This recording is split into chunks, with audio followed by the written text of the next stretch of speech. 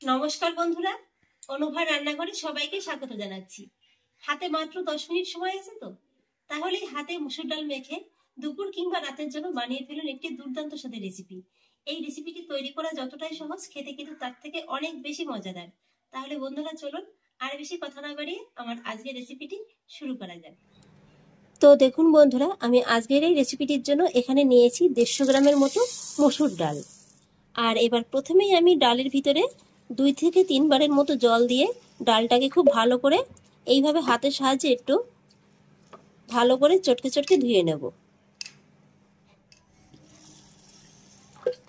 ডালটাকে ধুয়ে আমি জলটাকে খুব ভালো করে ঝরিয়ে নিয়েছি। আপনারা চাইলে কিন্তু এই অবস্থাতে ডালটাকে 10 মিনিটের মতো রেস্টে রেখে দিতে পারেন, তবে আজ আমি ডালটাকে রেস্টে রাখবো না, সরাসরি একেবারে রান্নার জায়গায় চলে যাব। আর এবার ডালটা রান্না করে নেওয়ার জন্য আমি প্রথমে একটি কড়ার ভিতরে এই ডালটাকে পুরোটা দিয়ে দেবো।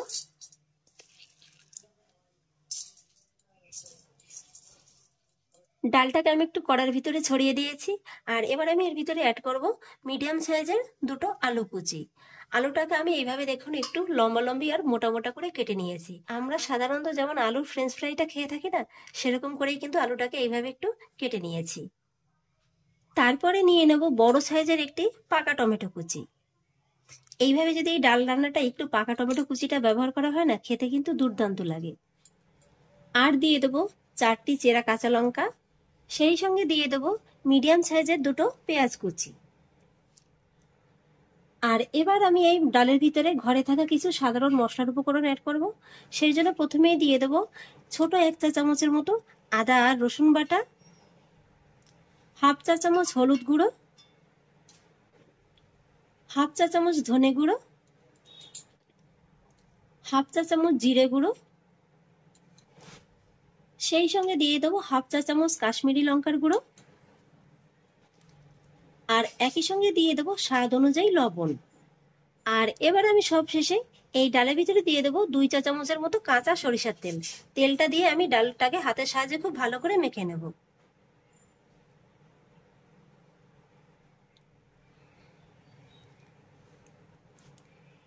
এবার আমি হাতের সাহায্যে ডালটাকে খুব ভালো করে একবার মেখে নেব। মোটামুটি 2 থেকে 3 মিনিটের মতো হাতে সময় নিয়ে ডালটাকে কিন্তু ভালো করে মেখে নিতে হবে। ডালটাকে খুব ভালো করে মেখে নিয়েছি। আর এবার আমি মেখে নেওয়ার ডালটাকে অন্য একটি জায়গায় নামিয়ে নেব, আর এই কড়াইটাকে ভালো করে ধুয়ে পরিষ্কার করে নেব। তো কড়াইটাকে আমি আবারও গ্যাস ওভেনের পরে বসিয়ে দিয়েছি। আর এই কড়াইয়ের ভিতরে এবার আমি অ্যাড করব আবারও 3 চামচের মতো সরিষার তেল। তেলটা একটু গরম হয়ে এলে তেলের ভিতরে দিয়ে দেবো হাফ চা চামচ কালো জিরে আর 2টো শুকনো লঙ্কা। লঙ্কা দুটোকে আমি এইভাবে একটু ফাটিয়ে দেবো।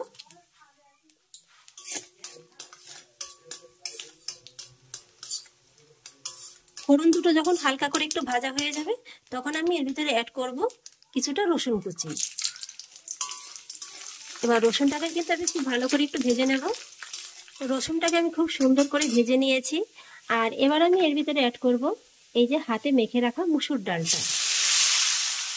মিডিয়াম হাই ফ্লেমে এই ডালটাকে আমি তেলের সঙ্গে 3 থেকে 4 মিনিটের মতো একটু ভেজে নেব।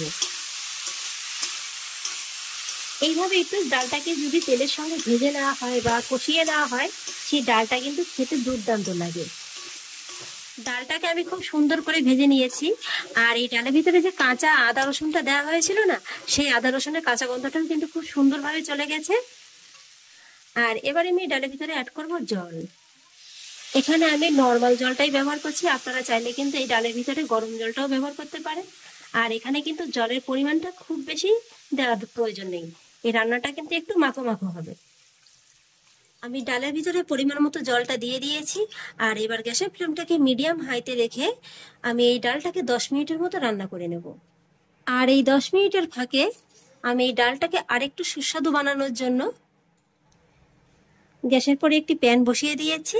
আর প্যানে দিয়ে দেব 1 টেবিল চামচ সাদা তেল। তারপরে এই তেলটা ভালোভাবে গরম হয়ে গেলে আমি তেলের ভিতরে দিয়ে দেব 2টো ডিম।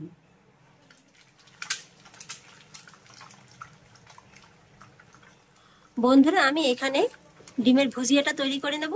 আর সেই জন্য ডিমের উপর থেকে ছড়িয়ে দিলাম সামান্য একটু লবণ আর সামান্য একটু গোলমরিচের গুঁড়ো। এইভাবে যদি একটু গোলমরিচের গুঁড়োটা দেওয়া হয়, খেতে কিন্তু খুবই ভালো লাগে। এবার আমি ডিমের ভুজিয়াটা তৈরি করে নেব। আর সেই জন্য দেখুন এইভাবে একটু অনবরত নেড়েচেড়েই কিন্তু ডিমের ভুজিয়াটাকে তৈরি করে নিতে হবে।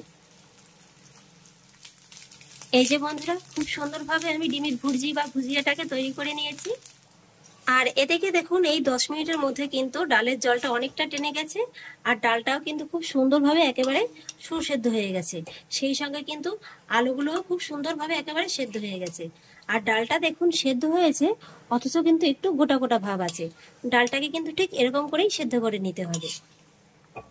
আর এবারে আমি রান্না করে নেওয়া ডালের ভিতরে অ্যাড করব ডিমের ভুর্জি বা ভুজিয়াটাকে। ভালো করে একবার নেড়েচেড়ে মিশিয়ে নেব। আর এবার হাই ফ্লেমে এই ডালটাকে আমি আরো 2 থেকে 3 মিনিটের মতো রান্না করে নেব। 2-3 মিনিট বাদে এবার আমি এই ডালের ভিতরে অ্যাড করব হাফ চা চামচ গরম মশলা গুঁড়ো আর হাফ চা চামচ বাটার। এখানে আপনারা বাটারের পরিবর্তে ঘিটাও ব্যবহার করতে পারেন, তবে বাটারটা যদি হাতের কাছে থাকে দেওয়ার চেষ্টা করবেন, খেতে খুবই ভালো লাগবে। বাটার আর গরম মশলা গুঁড়োটা একবার ভালো করে মিশিয়ে নেব। তারপর সবশেষে অ্যাড করব সামান্য একটু ধনেপাতা কুচি, আর সেই সঙ্গে দিয়ে দেবো শেষের দিকে একটি চেরা কাঁচা লঙ্কা। এবার সবকিছু একবার ভালো করে মিশিয়ে নেব। ধনেপাতা কুচিটাকে আমি ভালো করে মিশিয়ে দিয়েছি। বেশ বন্ধুরা, তৈরি হয়ে গেল আমার দুর্দান্ত স্বাদের হাতে মেখে ডিম ভুর্জি মসুর ডাল ফ্রাই রেসিপি। এবার আমি গ্যাসের ফ্লেমটাকে অফ করে দিয়েছি। আর বন্ধুরা, মসুর ডালের এই রেসিপিটি খেতে এতটাই সুস্বাদু হয় যে এটা দিয়ে আপনারা গরম গরম এক থালা ভাত কিন্তু অনায়াসে খেয়ে নিতে পারেন। আবার কিন্তু গরম গরম রুটি পরোটাও দুটোর জায়গায় 4টে খেয়ে নেবেন। এই মসুর ডালের রেসিপিটা খেতে এতটাই সুস্বাদু হয়, সব কিছুর সঙ্গে খেতে কিন্তু দুর্দান্ত লাগে। তাহলে বন্ধুরা, কেমন লাগলো আমার আজকের এই মসুর ডাল ফ্রাই রেসিপিটি আমাকে কিন্তু অবশ্যই কমেন্টে জানাবেন। আর আপনারা দেখতেই পেলেন রেসিপিটি তৈরি করা কতটা সহজ, কতটা কম সময়ের ভিতরে কিন্তু তৈরি করা হয়ে যায়।